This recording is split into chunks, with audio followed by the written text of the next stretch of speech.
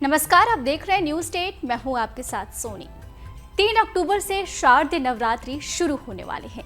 देवी मां के भक्त नवरात्रि का बड़ी बेसब्री से इंतजार करते हैं।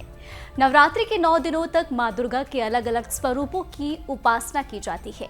पूरे देश में नवरात्रि का भव्य उत्सव बड़ी ही धूमधाम के साथ मनाया जाता है। माता रानी के स्वागत के लिए पंडाल, मंदिर से लेकर लोग अपने अपने घरों तक विशेष तरीके से तैयारियां करते हैं। मान्यता है कि नवरात्रि में मां दुर्गा धरती लोक पर आती हैं और अपने भक्तों पर अपार कृपा बरसाती हैं। बता दें कि इस साल नवरात्रि का समापन 12 अक्टूबर को होगा। ऐसे में नवरात्रि के दौरान मां दुर्गा के आगमन और प्रस्थान के कई संकेत हैं जो सामने आते हैं। जानकारी के लिए आपको बता दें कि देवी दुर्गा का वाहन शेर है, लेकिन जब माता रानी धरती पर आती है तो उनका वाहन बदल जाता है। इस साल शारदीय नवरात्रि में मां दुर्गा पालकी पर सवार होकर आएंगी और चरणायुध यानी मुर्ग पर सवार होकर प्रस्थान करेंगी। तो आइए अब जानते हैं कि मां शेरावाली के आगमन और प्रस्थान दोनों ही वाहनों का क्या मतलब है।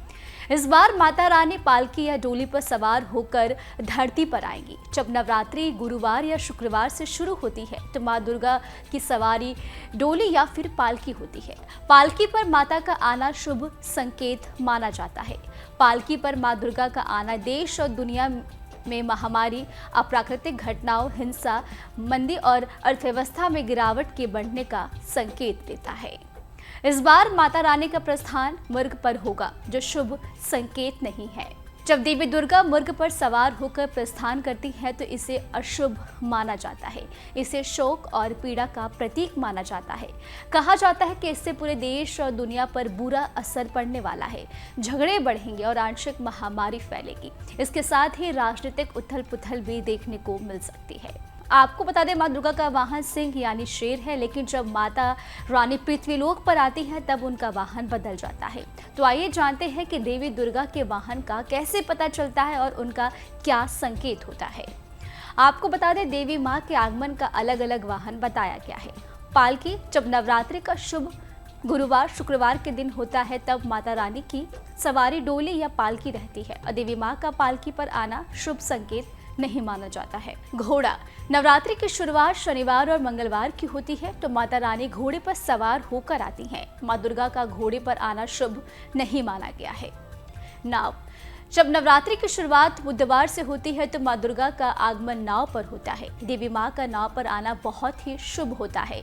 हाथी, नवरात्रि में मां शेरावाली जब हाथी पर सवार होकर आती हैं तो वो बेहद ही शुभ संकेत होता है।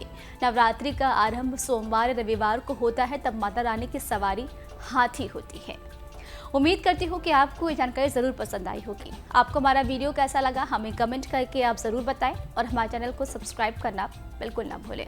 न्यूज नेशन अब व्हाट्सएप पर खबरों की ताजा अपडेट के लिए न्यूज नेशन के इस क्यूआर कोड को स्कैन करें।